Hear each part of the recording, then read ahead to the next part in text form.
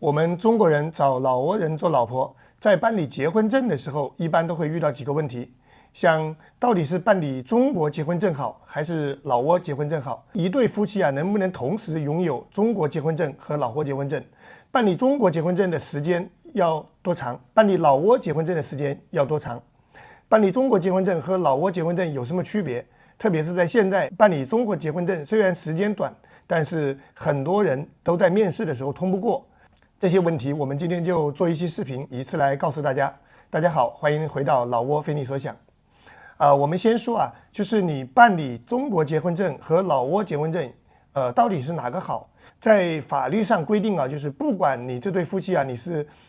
在中国出的结婚证，还是在老挝出的结婚证，你只能拥有一个结婚证，你不能说我同时又有老挝结婚证又有中国结婚证。那么不管你是老挝结婚证还是中国结婚证，如果你要往返两地的话，都可以拿你的结婚证去公证和双认证。比方说中国结婚证，你可以在中国去公证，然后在中国的外交部以及老挝驻中国大使馆做双认证，然后拿来老挝用，效果是一样的。那么老挝的结婚证呢，你可以在老挝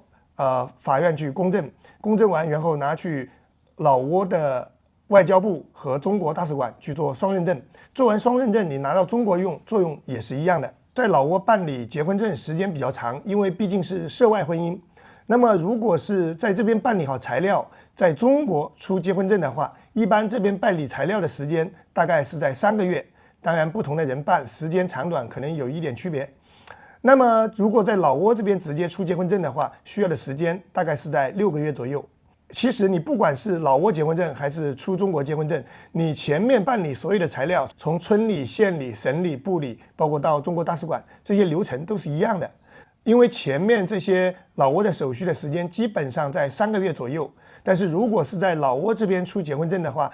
就是你所有手续齐全以后，这边最终的审核到出结婚证，差不多也还要等3个月的时间。那如果是在中国出结婚证，等于你花差不多3个月的时间办好老挝的这些材料以后，你就拿这些材料去做翻译、公证，然后再做双认证，再去中国大使馆拿女孩子去中国的签证。那么这样的话，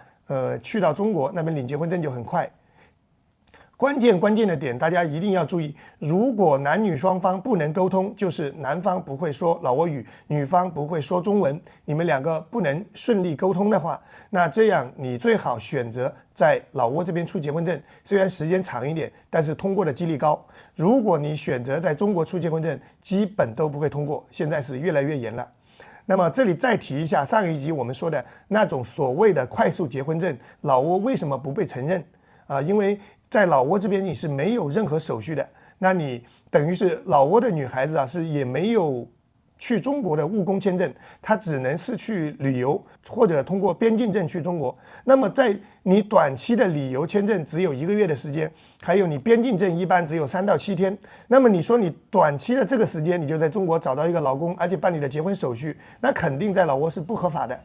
所以说没有所谓的快速结婚证。其实对于老挝房来讲，就是你通过非法的手段骗取的结婚证，那自然也就不合法了。如果说了这么多，大家还没有完全搞清楚的话，点一下收藏，到时候你多看几遍。好了，今天的节目就到这里，欢迎关注、点赞、收藏、分享。老挝非你所想，带你了解一个真实的、不一样的老挝。拜拜，我们下期见。